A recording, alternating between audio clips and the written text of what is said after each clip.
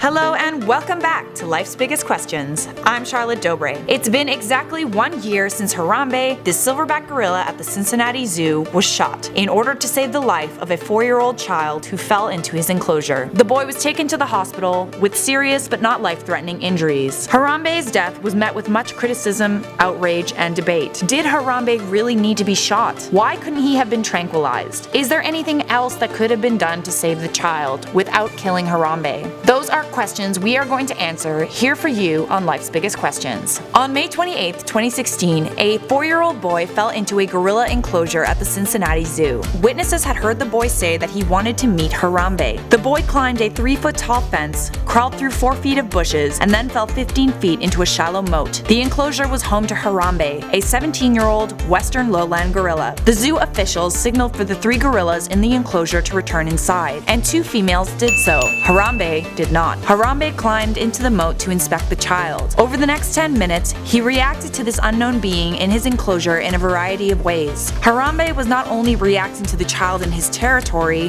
he was reacting to the screams from the crowd who were watching everything go down. Not only that, but it's quite possible that people were throwing things into the enclosure to distract Harambe, something that could have further agitated him. He exhibited strutting behavior, which is something gorillas do to appear bigger. He dragged and flung the boy around in the water. Witnesses say he threw the boy around like a rag doll. There was a moment when Harambe held the boy's hand and examined his clothing. Harambe also stood over the boy in a dominating or protective manner, and that's when he was shot. At no point did Harambe attack the boy. Let's talk about Harambe's body language. Some gorilla experts claim that Harambe's movements and positions during the incident indicate that Harambe was both curious and protective of the child. Captive lowland gorillas are observers, more than reactive aggressors. Even when they are threatened by other gorillas, they will choose to avoid aggression. A gorilla that feels threatened will beat his chest, stand still on 4 limbs, and bite their lips. They might hit a tree or a wall, but then run off, away from the aggressor. If you haven't figured it out yet, Harambe did none of these things when he was met with the child in his enclosure. Even the moment when Harambe dragged the child can be explained. Gorillas do this to their own offspring. Young gorillas would then climb up onto the adult to avoid the ground, but a human child does not instinctually know to do this. Even renowned primatologist Jane Goodall felt that Harambe was being protective of the child, and even wrote to the zoo director to express her regrets. Okay, so that's one perspective. Here's another. According to other gorilla experts, this was a completely abnormal event in Harambe's life, or any gorilla's life for that matter. It is difficult to say how a gorilla would react in this situation, simply because it hasn't been observed enough.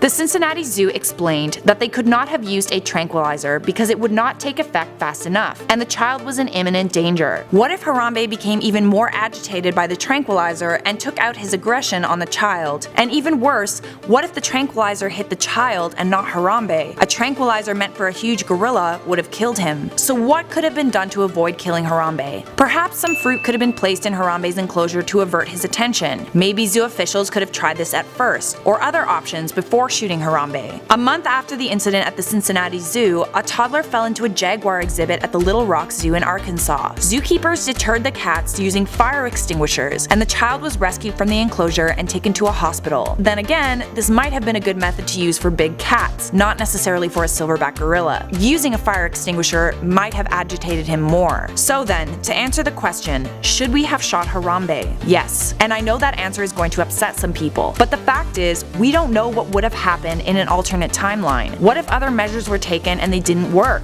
At what point would it have been appropriate to throw in the towel and say, okay, we have to do it? We must consider the fact that the choice to kill Harambe was not an easy one to make. It was done to save the life of the boy. Imagine being that boy's mother. It wouldn't matter what measures had to be taken in order to save his life. The Cincinnati Zoo officials felt that they had no other choice. They had few options and very little time to execute. If they had waited any longer, the situation could have been much worse. However, the incident brings about the thought that perhaps zoo employees should be given adequate training to deal with encounters like the one in Harambe's enclosure. But more importantly, this incident could have been avoided completely if we, as a society, chose not to keep animals in cages. It raises the question, should we keep animals in captivity at all? I'm Charlotte Dobre for Life's Biggest Questions. Don't forget to like this video, share it with a friend, and subscribe to our channel.